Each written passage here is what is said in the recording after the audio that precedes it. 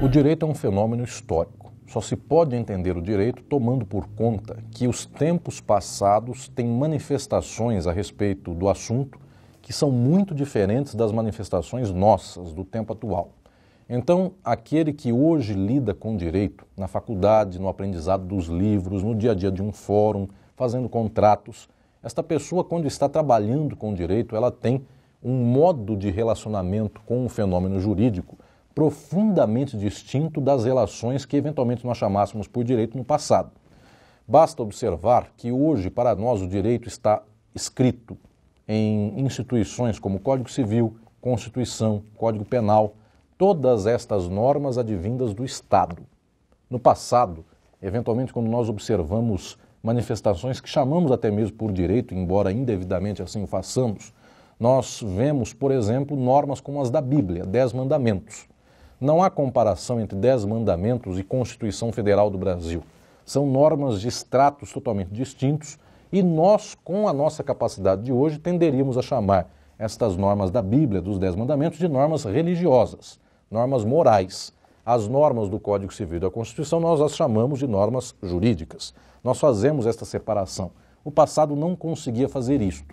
Qual a causa desta diferença do presente em relação ao passado? As sociedades do passado são sociedades pré-capitalistas. Nós tivemos ao menos 2 grandes modos de produção do passado que antecederam, aqui tomando o caso ocidental da Europa como um exemplo, nós tivemos o feudalismo e o escravismo como modos de produção anteriores ao capitalismo. Esses modos de produção são de vinculação direta de senhores com aqueles que são seus explorados e dominados. Portanto, pela força, por uma guerra, pelos instrumentos, inclusive, das armas que tem à mão, alguém escraviza alguém. Este ato de alguém escravizar alguém não é um ato jurídico, é um ato de força. Portanto, aquele que é o escravo não fez nenhum contrato para ser escravo do seu senhor, ele foi pego à força. Por conta disso, o fundamental, o estrutural do passado não passa pelo direito. Então, nestas sociedades do passado, o direito é incidental. O que eu quero dizer por isto?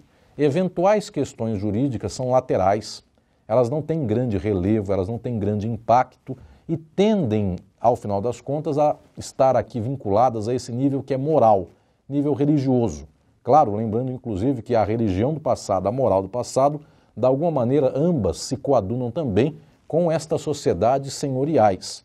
De algum modo elas refletem condições morais, elas refletem condições inclusive de legitimação destas mesmas vinculações sociais, inclusive as representações da divindade são representações vinculadas a essa noção senhorial também, de tal sorte que o passado tem aí aquilo que se chama por direito como algo incidental, cuja forma é muito distinta daquele que é o direito contemporâneo.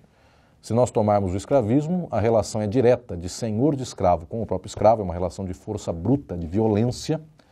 Inclusive, quando o escravo eventualmente tenha engenho, arte ou força, quando ele ganha condições de se libertar de seu senhor, esta relação pode muitas vezes se inverter. Um povo que era senhor pode se tornar escravo, e um povo escravo pode se libertar e se tornar depois senhor deste povo que até então o havia escravizado. Esta é uma relação diretamente de força, é uma relação de exploração direta. Na Idade Média, com o feudalismo, as relações também são diretas. Alguém detém a terra e todos os meios de produção, este é o senhor feudal, e todos os demais que não detêm os meios de produção para sobreviver só têm uma alternativa, que é se vincular a este que é o senhor feudal sob forma de vassalagem. A vassalagem não é um contrato, a vassalagem é uma condição pela qual alguém se dá totalmente à vontade do outro e não possui uma vontade, ele simplesmente tem que se entregar às variáveis da vontade do senhor feudal e, por conta disso, esta vinculação que aí se estabelece é uma vinculação que também não é jurídica. Se um senhor feudal determinasse uma certa coisa e depois de um tempo ele quisesse não cumprir a sua própria determinação, ele era senhor feudal, ele tinha um poder absoluto em face do vassalo, portanto aí não existe nenhum vínculo que é jurídico, é uma determinação também direta.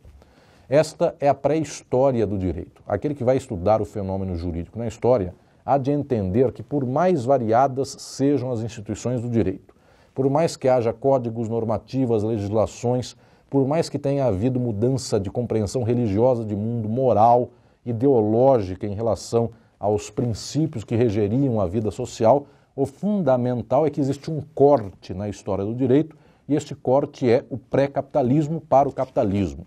Portanto, sociedades feudais, sociedades escravistas são sociedades nas quais o poder, o vínculo se estabelece de modo direto e quase sempre determinado pela força.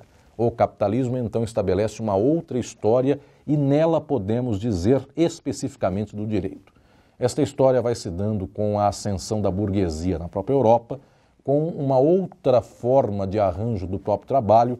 Os trabalhadores agora passam a vender sua força de trabalho, são despossuídos de todos os meios de produção e inclusive são despossuídos até dos seus saberes específicos. Eles não são mais artesãos, eles não são mais pessoas que saibam mexer com aquilo que era tradicional do trabalho. Eles passam agora a trabalhar em indústrias, em grandes fábricas, eles passam a ter outra modalidade de organização social. A partir daí, todas as pessoas simplesmente despendem força de trabalho, despendem horas de serviço, portanto é uma relação temporal de trabalho, e tudo isso se estabelece a partir deste momento por vínculo contratual.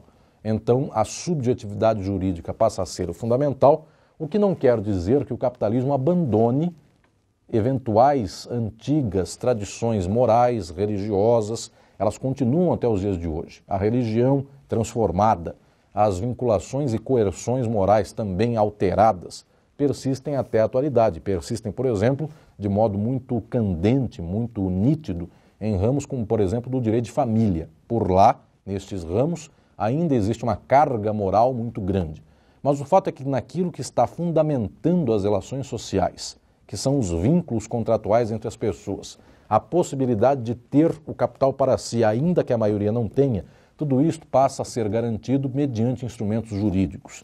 Então, nós podemos enxergar uma história específica do direito na Idade Contemporânea, na qual o direito não é uma tradição moral. Ele não está aqui vinculado a organizações que estão no plano das religiões, embora moral e religião ainda remanesçam de modo subsidiário para o próprio direito. Mas no fundamental, o direito vai tomando uma forma social. O que é esta forma social? Pessoas vão agindo mediante vínculos contratuais e todo o capital que vai se estabelecendo nas mãos de alguns e as mercadorias que circulam por todas as pessoas, tudo isto vai se dando a partir de garantias que são garantias jurídicas, também garantias estatais.